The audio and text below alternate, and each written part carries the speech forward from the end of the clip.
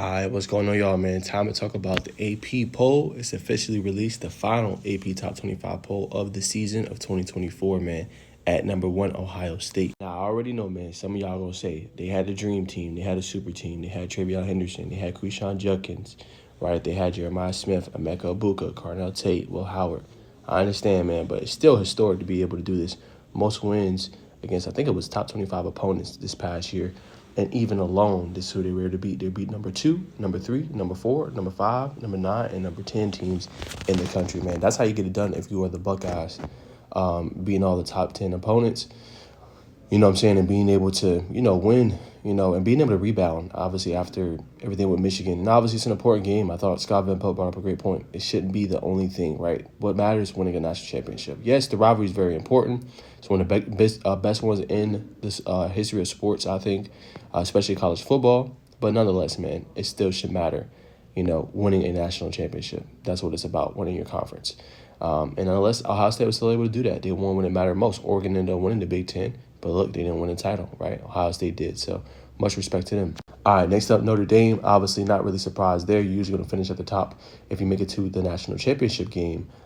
Pretty good season for them. I thought it showed great fight and resolve.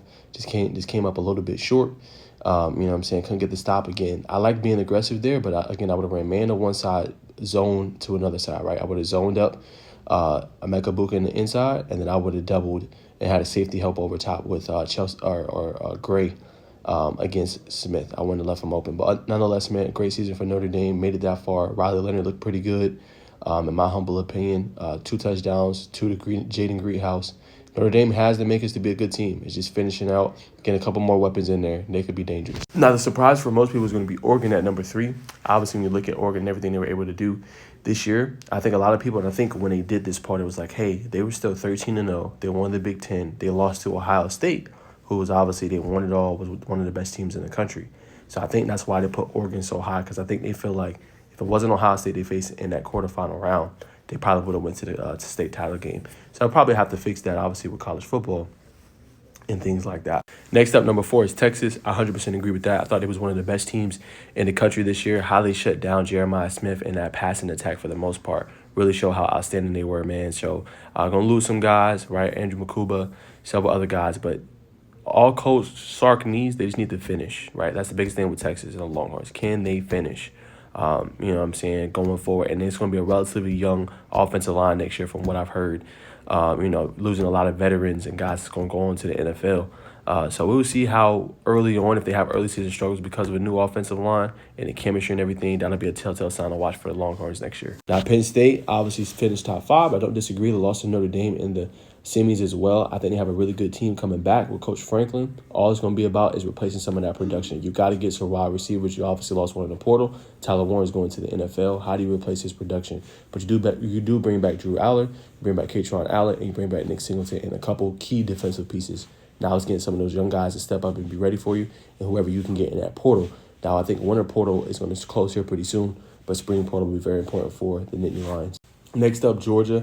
Georgia obviously lost to Notre Dame. Had a new quarterback in Gunnar Stockton, but it's still going to be a team to beat next year. You know what I'm saying? I thought for the most part, besides that game, they had a pretty good year. Just couldn't get nothing going offensively. Turn over the ball multiple times, so Notre Dame's going to make you pay. But overall, a decent season for Georgia. Probably a little disappointing to the fans, obviously, since they've been in that national championship conversation.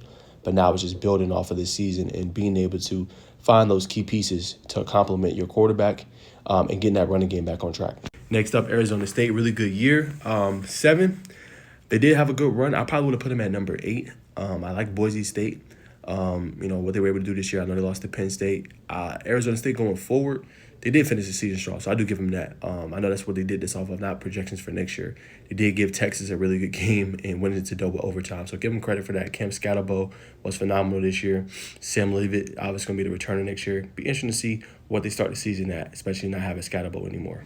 Boise State, obviously disappointing into the season against Penn State, but just got to be able to surround more weapons. Obviously, Jensen's going to leave for the draft, but how do you surround your quarterback Madsen with more weapons in order to be better next year? That's going to be one to be continue to watch. Next up, Tennessee, man, finished number 9.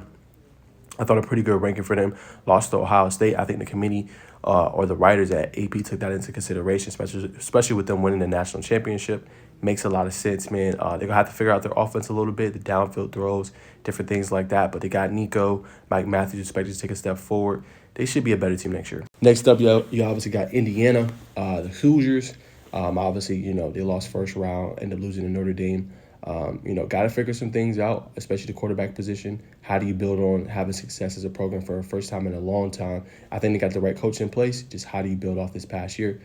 Tough finish in the play. Now, a little bit of controversy here. You got Ole Miss at number 11 over SMU, who obviously made the college football playoff. But I think they felt like Ole Miss, with how they played this year, how they won their bowl game, they deserve to begin with Jackson Dart and what he did this year. Had a couple games he slipped up, but a really good defensive front. Dealt with some injuries. Trey Harris ended up getting hurt at critical parts of the year, but felt Ole Miss deserved to be 11. I don't really disagree. If you're SMU, how do you help out Kevin Jennings, right, going forward? Disappointing showing, obviously, in the playoffs against Penn State. How do you build off a really good year getting into the tournament when most people say you didn't deserve to be in? You know what I'm saying? I like the number 12 rating for them. Next up, BYU, who had obviously a really good season for the Cougars. You know what I'm saying? It's just, how do you take that next step in the Big 12? Are you able to get to a Big 12 championship? That's their next step. Get into the college football playoff. Really great program, good coaching. How do you finish? Now, the one right here that's really interesting is Clemson. Clemson, for the last, I think, 12 or 13 years, they finished top 15 in the AP poll. Say what you want about Clemson. They obviously made it to the college football playoff. Got to work on some things, but hiring Tom Allen and getting a really good defensive coordinator from Penn State, I think this defense is going to be a lot better next year, especially with the guys that got returning. So Clemson continues to be kind of the creme de la creme of college football. Now they got to figure out some things to get into that top tier conversation, but they're just one tier below those teams like Ohio State, Oregon, Texas, Georgia, Penn State, Notre Dame, et cetera, et cetera. They're not that far off, though. Next up, Iowa State, same thing, man. Just tough. Obviously you lost to, Arizona in the Big 12 championship. How do you build with the pieces that you got not to have a disappointing end, right? You got to the game. How do you get past that hump in order to win and put your team in position? Next up, I do like this right here, Illinois over Alabama. Alabama is lucky not to be like top 20. 17, I think, is a good spot for them, especially how they finished the season. Lost to Michigan pretty handily. They just ran the ball pretty much, barely was throwing it against them. Alabama, 9-4 this year, not the worst record in the world, but that ain't Alabama standard. Next up, my Hurricanes finished number 18, rightfully so. We lost to Iowa State.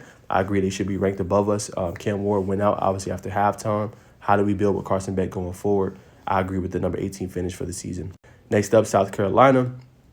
Obviously didn't play a lot of their guys in their bowl game, but they're going to be a team to continue to watch moving forward next year and see what they're able to do moving forward. Now, if you're Syracuse, you just lost your quarterback, Kyle McCord, who's going to enter into the draft. But you got head coach Fran Brown. He did a really good job year one. How do you build around the team? Who's going to be your quarterback? How do you build around some of them weapons you got? Next up, Army finishes the season as a ranked opponent. Love to see it for them. Really great year, strong year for them. Ran the ball really well. Was really impressed with what they were able to do this season. I know they fell short of some of their goals, but a really great season for the Army. Next up, UNLV, Missouri. Missouri finishes top 22. Again, a good year for them. I thought humbly. I thought at points in the season they was a little overrated, but they finished the season strong with their bowl game. UNLV, they're going to be a team to continue to watch how they're recruiting. The coach they just brought in, Dan Mullen, that's going to be a team to watch. I can't wait to see what that team looks like next year. Memphis did their thing this year as well. Played some really strong games. Was in that championship game for their conference. I think American Athletic. They're going to be one to continue to watch. And last but not least, Colorado, top 25. Hey, probably not what Coach Prime wanted to be in the college football playoff. But now you have a kind of precedent to know what you need to do going forward if you want to compete and contend, right? Obviously, won't have Shedeur. Obviously, not going to have Travis. But you know how to build and develop players. You did that with both of them. Say what you want about their success and the overhype or whatever, but this team went from 4-8 to 9-3, or I should say 9-4. That's improvement, and that's what you want to see. They doubled their wins from a year ago. So now it's just building off your next quarterback class. You got one of the top transfer quarterbacks coming in from Liberty. Now it's building that receiving core, which looks really good going into next year. Young, and how do you continue to build your defense? Some guys left in the portal. How do you build guys in the portal to come into Colorado and be ready to go? But that is the AP poll final. That's my reaction. That's my thoughts. We'll see you next year. Again, I'll have full coverage. Appreciate y'all following all season long, man. Hope y'all enjoyed the coverage. And I'm locked in, man. I'll be having, different reactions the rest of the way for college football, man. So appreciate y'all tuning in. Appreciate y'all supporting.